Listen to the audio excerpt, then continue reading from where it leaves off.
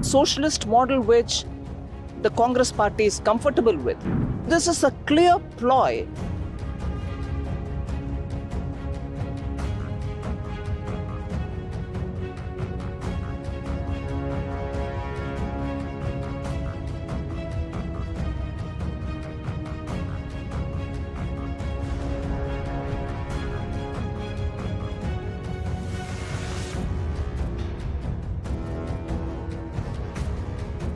In the queue and also cheerfully saying, oh, you are here, come vote.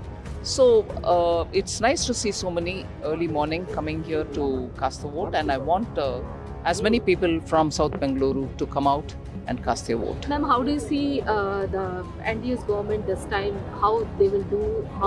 What is your reaction? I think it's clear people want stable government, they want good policies, progress and development.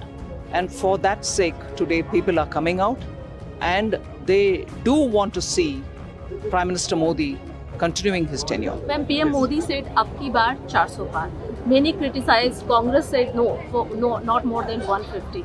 How do you see this? Like many criticism, even Mangal Sutra politics is going on in Karnataka, especially said. What do you say about this?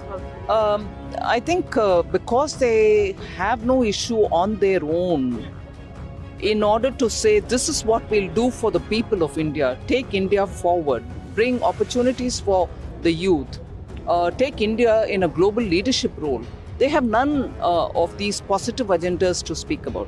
So they're constantly hitting at Prime Minister, they're doing personal attack, and even worse, they're bringing in things which they themselves cannot implement.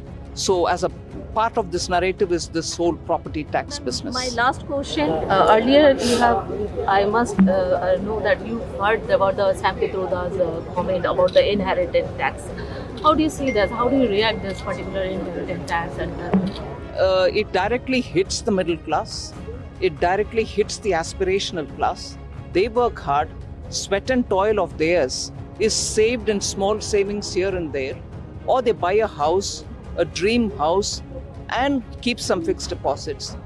All this is going to be exposed to the so-called property tax.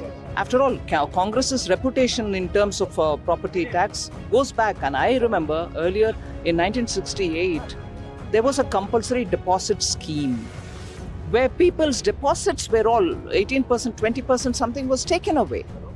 There was no justification given. At that time, they would say, oh, recently we had a war, India doesn't have money.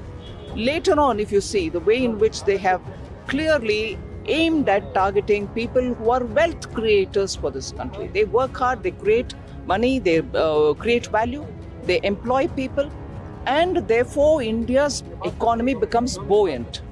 If such wealth creators are going to be punished purely because they have some money kept behind, India's progress in the last 10 years would just go for a zero, and we'll probably be going back to that era when Congress imposed 90% tax. You'll probably not believe, the current generation wouldn't even remember or know anything about it. There was India when, under the Congress rule, we paid 90% of all that was earned by us as tax. That's the socialist model which the Congress party is comfortable with. But I'm sure their own properties, when transferred from the grandmother to the grandchildren or the father to children, were excluded from all this property tax. So this is a clear ploy that they'll safeguard their own interests, but I'm sorry, people of India will have to keep giving away the earnings from their sweat and toil. Absolutely convoluted. And this cannot be supported.